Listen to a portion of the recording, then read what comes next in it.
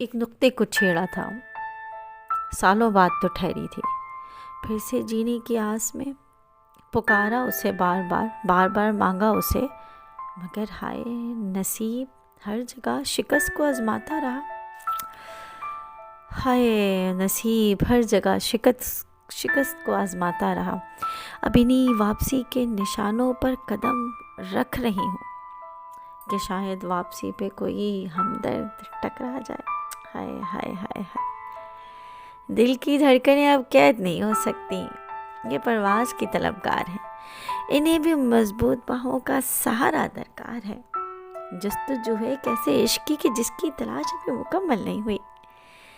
आग थी दहकती हुई, कसक थी मचलती हुई, मुसाफत थी, वहशत थी, उदास मोहब्बत थी। सच्ची उनसियत की कोई तहरीर बाकी थी।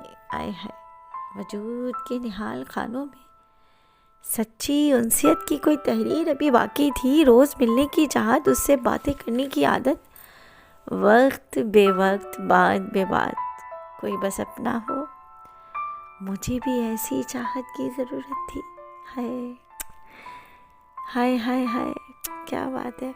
मुझे भी बस ऐसी ही चाहत की ज़रूरत थी, दस्ते ज़िंदगी में ज़ख्मी बदन को छालों से बचाने के लिए। एक मसीहा, हाँ क्या समझे, एक मसीहा, बस एक राहत।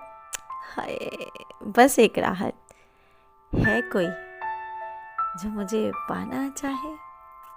बस एक मसीहा, बस एक राहत है कोई जो मुझे पाना चाहे। बहुत शुक्रिया।